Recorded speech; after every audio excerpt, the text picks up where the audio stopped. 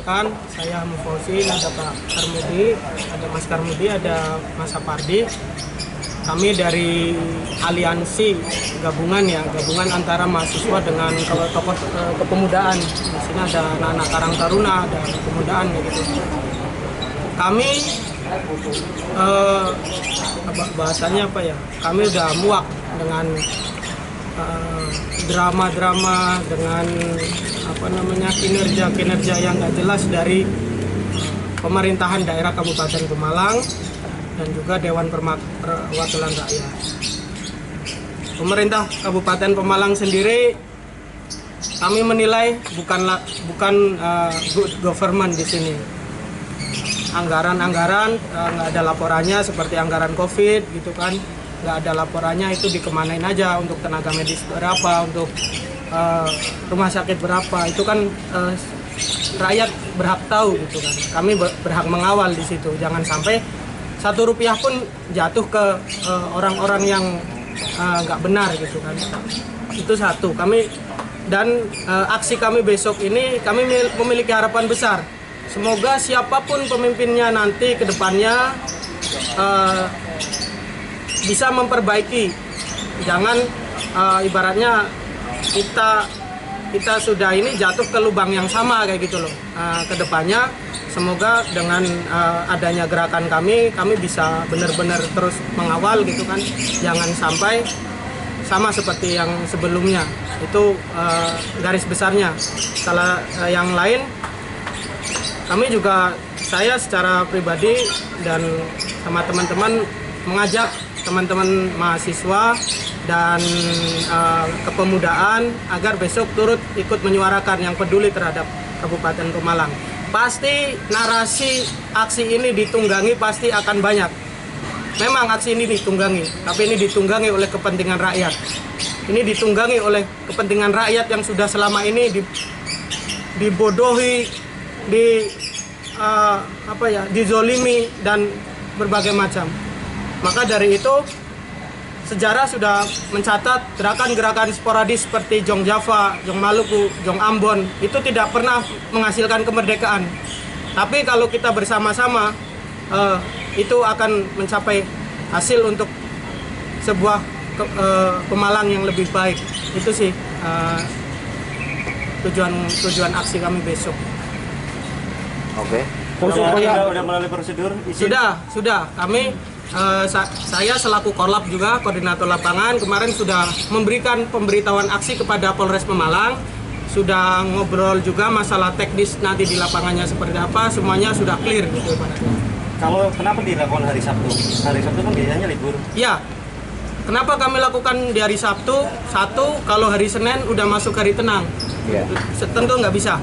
Nah, yang alasan lagi kenapa hari Sabtu dan itu hari libur, kami di sini nggak butuh jawaban dari Pemda ataupun DPR. Ini rapot merah di sini. Kita udah kecewa, nggak ada urusan lagi gitu. Ini buat nanti pelajaran buat pemimpin seterusnya. Gitu aja. Kira-kira berapa personel? Kurang lebih kalau dari teman-teman yang sudah koordinasi di sini sih nggak banyak, karena kan ada prosedur COVID ya. Kita mungkin di bawah 50 lah. Cuman kalau nanti yang tergerak dan ikut ya monggo-monggo aja, saya nggak bisa mastiin. Terus upaya untuk persiapan besok apa yang dilakukan? Kami udah konsolidasi ke teman-teman, udah ya persiapan properti aksi juga lah. Alat orasinya semacam apa lagi, Pak? Besok rencana sih pakai mobil sound, tapi nggak tahu juga ya, kan mahasiswa kan ya. Oh iya. Oh ya, jam berapa besok? Besok jam berapa? Besok rencana zuhur ya, kita kumpul dulu di lapangan Banjardawa, kita briefing dulu, jangan sampai ada penyusup gitu kan. Kita nanti briefing jam 2 start dari sana menuju pendopo. Sore ya? Sore, iya. Itu tingkat kemuakannya terhadap pemerintah daerah itu apa? Krit sampai kronis. Mungkin tingkat korupsi, terus kemudian sektornya itu kan Banyak sekali. Gini, banyak. Satu yang paling saya soroti ini transparansi data, informasi gitu kan. Rakyat berhak tahu APBD yang sekian banyak itu buat apa aja gitu loh. Nah, itu satu. Kedua, soal pembangunan ini yang perencanaannya eksekusinya nggak jelas. Ibaratnya kayak saya sempat menyuarakan tentang Pasaran Dudongpal itu karena keluhan-keluhan di bawah itu sampai katanya udah 2 tahun kayak gitu belum jalan-jalan. Alhamdulillah udah jalan lagi kayak gitu. Itu sih tentang pembangunan yang kacau, keuangan transparansi informasi juga kacau, ditambah pemerintah ini terlalu banyak gimmick. Itu saya paling muak. Kayak kemarin ada yang katanya menyelidiki masalah dugaan ada penyunatan di bantuan non tunai. Pemerintah sendiri tapi nggak ada golnya. Itu kan cuma gimmick politik ibaratnya, cuma pura-pura saya udah bekerja loh kayak gitu. Nggak bener-bener kerja untuk rakyat gitu, ditumpas beneran, siapa tersangkanya penjarakan kayak gitu loh. Banyak lagi gitu. Persentasenya dari 1-10 kalau menurut Penilaian apa nih? Penilaian kinerja pemerintah. Ya kalau bahasanya rapot merah kan berarti Di bawah 5. bawah 5 lah. Iya, di bawah 5 itu berapa? Kurang lebih 1, 2, 3. Ya estimasinya berapa? Ya 4 lah. 4. Tidak ada hal lain yang perlu diungkapkan. Udah sih secara garis besar itu. Udah.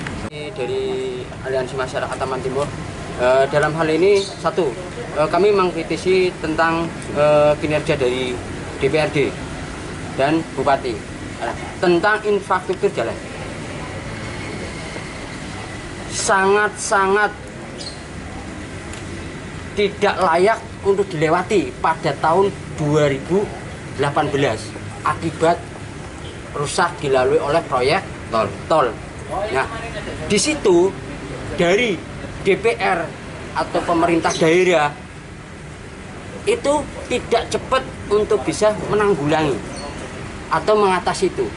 Ada 12 ruas ya yang dirusak oleh akibat tol, tetapi dari pemerintah daerah tidak mampu berbuat apa-apa sampai masyarakat gitu kan, turun ke jalan untuk menuntut kepada pihak kontraktor yaitu SMJ dan Waskita. Nah, di sini sebagai anggota dewan tidak pernah memberi fasilitas kepada kami sebagai masyarakat, ya. Setidaknya beri kami atau difasilitasi kami untuk ketemu dengan pihak kontraktor untuk menuntut perbaikan jalan. Tetapi yang terjadi tidak. Kami berjibaku sendiri, berjuang sendiri untuk bisa 12 ruas itu bisa diperbaiki, diaspal kembali. Tapi hanya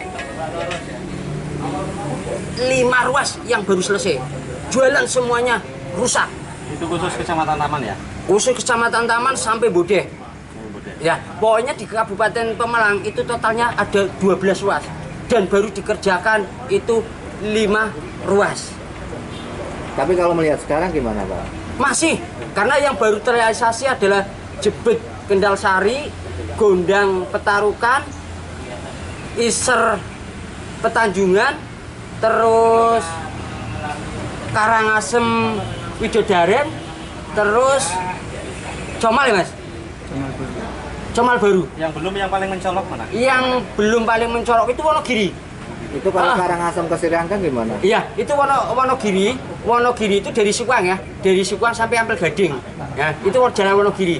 Sampai kemarin itu saya bekerja sama mendobrak kepada PU, meminta pada PU itu minta diturunkan 10 dump truck Kormeling, dan situ kita kerjakan, kita urus.